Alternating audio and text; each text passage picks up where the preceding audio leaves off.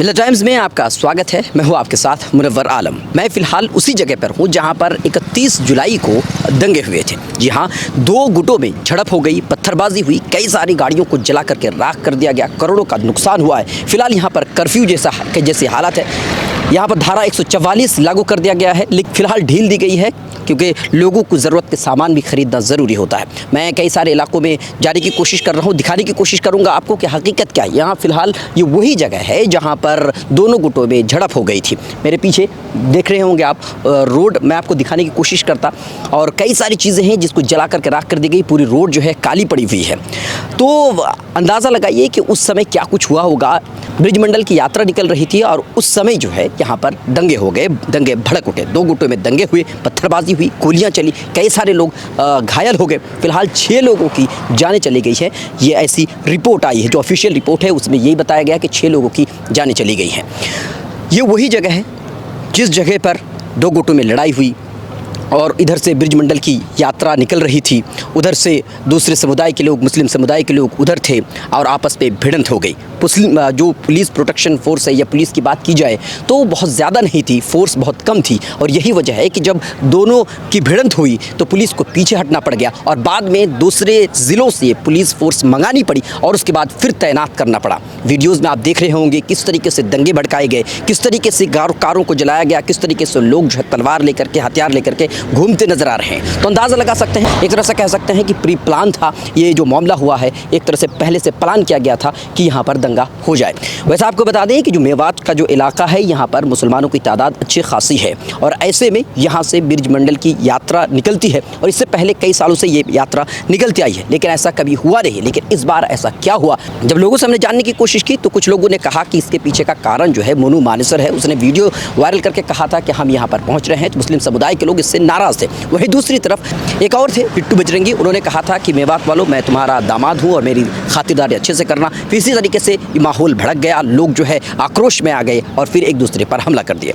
तो ये वो मामला है जिसे सुन करके फिलहाल पूरा देश जो है एक तरह से कह सकते हैं कि आक्रोश में है, या कुछ लोग अफसोस भी कर रहे हैं। इसके पीछे का कारण ये है कि इसकी वजह से यहाँ पर तो फिलहाल शांत है। अब मेरे पीछे देख सकते हैं कि रैपिड एक्शन फोर्स लगी हुई है, पुलिस यहाँ पर मौजूद है। अब तो ऐसी घटना नहीं होने वाली है। धारा 144 लागू कर दी गई है, तो अब ऐसी घटना होना पॉसिबल ही नहीं है। हमने गांव में जाकर के भी रिपोर्ट की है, तो आप वीडियो देखिएगा उसमें, तो वहाँ पर बिल्कुल जो है शांत इलाका है। लोग घरों पे भी नहीं है क्योंकि लोग घरों को छोड़ करके बाहर चले गए हैं। कहा यह जा रहा है कि लोगों ने अपना घर बार इसलिए छोड़ दिया हुआ क्योंकि पुलिस उस पर पुलिस उनको उठा करके ले जा रही है। इसी वजह से लोग जो हैं जंगलों में जाकर के रहने पर मजबूर है। लेकिन एक तरह से कह सकते हैं अब यहाँ पर माहौल बिल्कुल शांत है, ऐसा कुछ भी नहीं है। अप्रिय घटना 31 तारीख के बाद बिल्कुल नहीं घटी है, लेकिन कह सकते हैं कि इसके बाद जो है गुरुग्राम और दूसरे इलाकों में अप्रिय घटना घटी है, जो कि बहुत दुखद है। यहाँ का